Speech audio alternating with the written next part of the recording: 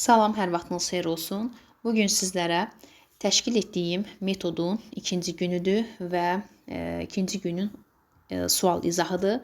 Əgər bu metodum sizin üçün faydalıdırsa, imtahanınıza kimi bu metodun davam etməyini istəyirsinizsə, kanalımıza abunə olun, paylaşın, bəyənin, rəy bölməsinə öz fikirlərinizi yazın ki, bu imtahanınıza kimi təbii ki, bu metod təşkil olunsun. Siz sualı oxuyursunuz, yenə də təkrar edirəm, bunu dünən də demişdim. Sualı oxuyursunuz, cavabı rəy bölməsinə yazırsınız, amma izahımı dinləmirsiniz. Cavabı yazdıqdan sonra təbii ki, izahıma qulaq asırsınız ki, izahda mən cavabı qeyd edəcəm. Görün sizin cavabınızla uyğundurmu? Uyğundursa deməli siz kurikulumdan inşallah qəbulda da yaxşı nəticə əldə etmiş olacaqsınız. Keçək sualımızın izahına. Sual olunur ki, Leyla müəllim şagirdlərə problem əsaslı təlim modelinə uyğun olaraq dərsi təşkil edir və daha sonra şagirdlərinə proaktiv suallar verir. Şagirdlər təlimatla tanış olduqdan sonra iş bölgüsü apararaq sualları cavablandırırlar. Bu situasiyaya əsasən 3 növ cavabımız var. Həm emosional taksonomiyanı soruşur, həm təfəkkür, həm də biliyin növünü burada bizdən istəyir. Müəyyənləşdirək görək hansıdır. İlk öncə emosional taksonomiyada qarışdıra bilərik cavab verməklə qəbul etməni. Qəbul etməni biriniz deyək. Baxın, mən burada izah verirəm, danışıram. Məni diqqətlə dinləyirsinizsə, bu qəbul etmə mərhələsidir.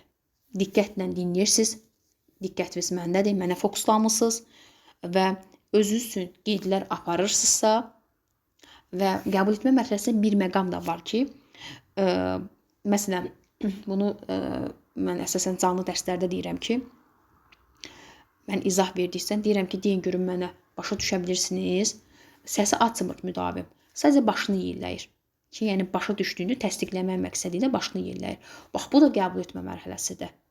Yəni başa düşdüyünü təsdiqləmək məqsədi ilə başını yelləmək də qəbul etmə mərhələsidir. Emosional taksonomiyanın. Burada danışmaq yoxdur. Sadəcə baş yelləmək var, diqqətlə müəllimi dinləmək var, fokuslanmaq var, ondan sonra qeydlər aparmaq var. Hamısı bu qəbul etmə mərhələsindədir. Əgər sən məni diqqətlə dinləməsən, diqqətin məndə olmasa, nə qeyd aparacaqsan? Deməli, diqqətin məndədir ki, özün üçün bir qeydlər aparırsan da, bu qəbul etmə mərhələsidir. Cavab vermə mərhələsi isə biz iki cür başa düşdük. Biri şifahi şəkildə cavab vermə, digərləri də reaksiya vermədir. İki cür bunu başa düşürük. Biri şifahi reaksiya verir, biri hərəkətləri ilə. Bu nə deməkdir? Cavab vermə mərhələsi, mən izahını verirəm dərsin. Əgər şagird həmin o mövzu ilə bağlı mənə suallar ünvanlayırsa, qaranlıq bir məqamı aydınlaşdırmağa çalışırsa, sual ünvanlayırsa, cavab vermə mərhələsidir. Burada danışır artıq şagird. Şagird burada danışır. Aktiv iştirak edir. Müzakirədə aktiv iştirak edir. Yəni çıxış edir. Bunlar hamısı cavab vermədir. Bir də bayaq dedim ki, cavab vermə mərhələsini iki cür başa düşür. Biri şifahi, indi dedim danışmaq söhbəti var. Biri hərəkətlərlə. Hərəkətlər nə deməkdir? Girirəm sinifə, bugün davranış qaydaları haqqında bir mövzu keçirəm. Şagirdlərə davranış qaydalarını keçdim. Diqqətlə dinlədilər. Bu oldu qəbul etmə mərhələsi. Deyirəm ki, bu davranış qaydalarını keçəndə, baxın, sinifə böyük gələndə ümumiyyətlə nə kiçik, nə böyük kimsə sinifə daxil oluna ayağa qalxırıq. Davranış qaydalarımızdan biridir. Şagird bunu diqqətlə dinlədi. İndi 1 saatdan sonra, 2 saatdan sonra səhərisi gün sinifə direktor girir, hansısa bir fən müəllimi girir. Şagirdlər ayağa qalxırsa, deməli nə oldu? Şagirdlər cavab vermə mərhələsindədir. Hərəkətləri ilə reaksiya verdilər. Yəqin ki, aydın oldu. Birincidə davranış qaydaları nə olduğunu şagirdə dedim. Diqqətlə məni qulaq asdılar. Sonra onları öyrəndiklərini davranışlarında əməl etdilərsə, hərəkətlərində onu tətbiq etdilərsə, bu nə olacaq? Reaksiya vermə ya da digər adı cavab vermə mərhələsi olacaqdır. Yəqin ki, aydın oldu. İndi keçək sualımızın izahına. Burada, baxın, müəllim nə etdi? Suallar verdi, şagirdlər tanış oldular, sonra sualları cavablandırdılar.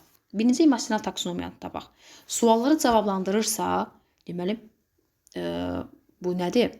Müəllim sual ünvanlanır, şagird burada danışacaq. Sual cavablanır və şifahi şəkildə reaksiya verəcək şagird.